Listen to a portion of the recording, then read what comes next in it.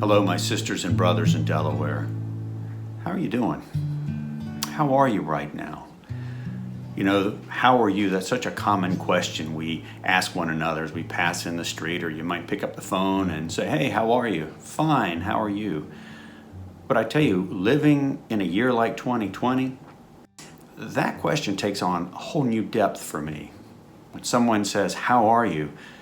My response seems to be, well, what second of the day do you mean? What hour? There are times when I feel looking out at the world and I see the opportunities that are given to us around this national reckoning, the national conversation around the historic issue of slavery, or when I look at the challenges of an international pandemic and what it takes for us all to care for ourselves and to care for each other. There are times when I look at all of this and I'm feeling energized by the challenge and energized by the opportunity. But then there are other times you might ask, how are you? And I think, I'm bewildered, I'm baffled, I don't know what to do next. And then other times you start to feel sad and even wonder, is there a way out?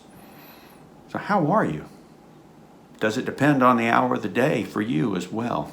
It probably does. These are crazy, difficult, energizing times, fraught with all sorts of challenges and all sorts of opportunities. And I pray, my sisters and brothers, that you are caring for yourself, caring for your families, and caring for your neighbors right now in every way that you can. We have been in this time of COVID for 4 months, and it looks like we're going to be dealing with this disease for a good while to come. We know what we need to do. We know how to stay safe. The question is, will we stay vigilant in it? And I have confidence that we will. So I do hope and I pray that you're well. I know that I'm doing everything I can as your bishop to take care of myself, to rest, to get some exercise. That's one of the strange benefits of not traveling so much. I don't spend nearly as much time in the car, so I'm actually able to walk and exercise a little bit more than I used to, and I'm happy for that. But man, I miss being out with folks. I miss being with you on Sundays, and I miss hearing your stories and how you're doing.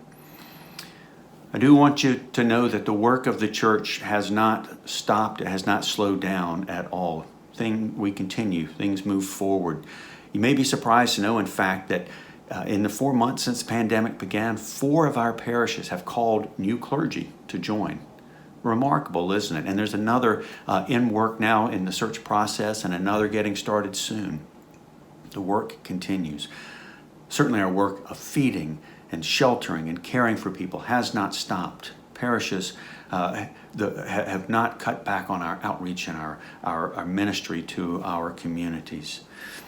The online worship that we've done as parishes across Delaware, it continues, and not only is it continuing, but it's getting even better. Time and time again, we're learning new things in our worship.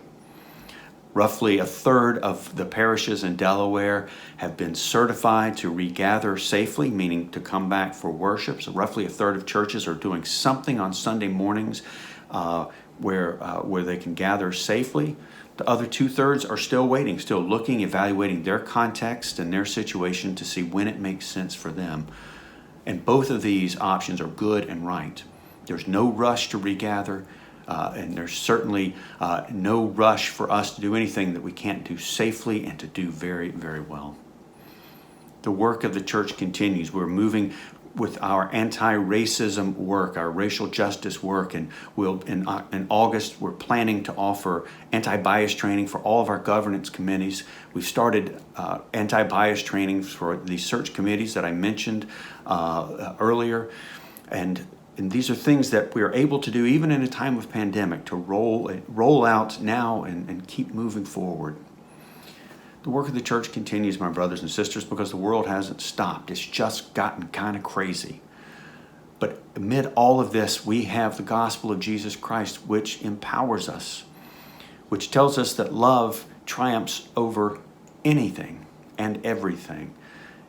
The gospel of Christ, the gospel of love, a loving God, doesn't ever tell us that the road's going to be smooth sailing and easy. Quite the opposite. It says sometimes it's going to be tough. But when we trust in God and we trust in one another, then the task before us becomes clearer and clearer. St. Paul wrote to one of the churches that he founded in Galatia. He said, "Let us not grow weary in doing what is right, Let us not grow weary in doing what is right. And when we do what is right, when it comes harvest time, we'll be able to reap of that goodness. So stay strong, my brothers and sisters. Don't grow weary at this time. I know that there are ups and there are downs. I feel them myself. But together in Christ, we're going to make it through this. And not only make it through it, we and our state and our country, our relationships, our people, we all will be stronger on the other side. Keep working, keep praying, and may the peace of Christ be with you always.